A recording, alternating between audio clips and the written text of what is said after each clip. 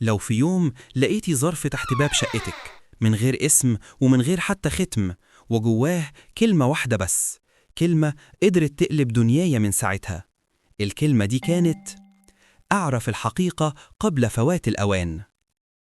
أنا اسمي علي، شاب عادي، حياتي ماشية روتين، شغل بيت نوم. لكن الليلة دي كانت أول ليلة أخاف فيها أفتح باب شقة أنا ساكن فيها. كنت راجع من الشغل الساعة 11 بالليل، الشارع فاضي والعمارة ضلمة. أول ما فتحت باب الشقة لقيت الظرف الأبيض مرمي تحت الباب. قلبي وقع، مسكت الظرف وفتحته، لقيت الكلمة دي: اعرف الحقيقة قبل فوات الأوان.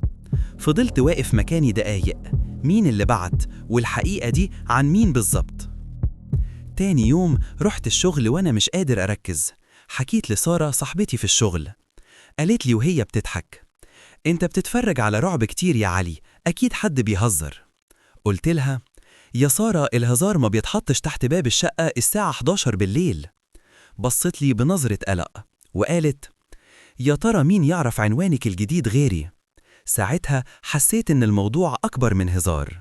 بالليل وأنا داخل الشقة سمعت خبطة خفيفة على الباب. فتحت، مفيش حد، لكن في ظرف تاني.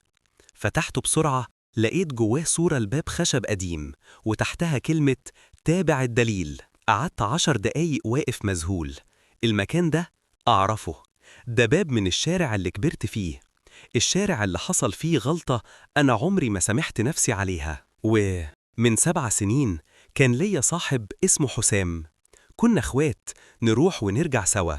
وفي يوم اتخانقنا خناقة كبيرة، وفي لحظة غضب أنا عملت أكبر غلطة في حياتي. حسام اختفى بعدها ومحدش سمع عنه حاجة، والمكان اللي في الصورة هو آخر مكان اتشاف فيه. ورحت أنا وسارة ندور على الباب. الشارع كان ضلمة، ريحته تراب وقديم، لحد ما لقينا الباب اللي في الصورة، باب خشب مقشر مكتوب فوقه رقم صغير محفور: 23. قالت لي: الرقم ده معناه إيه؟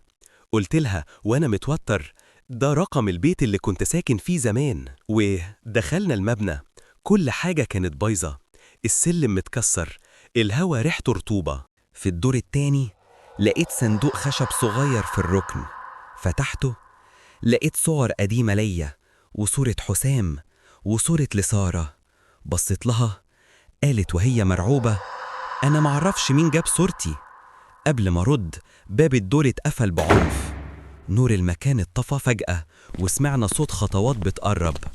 ظهر راجل واقف في آخر الطرقة، بس شكله كان ظل مش باين. قال بصوت غليظ: الحقيقة ما بتموتش، لكن الهروب منها بيخليك تدفع أكتر.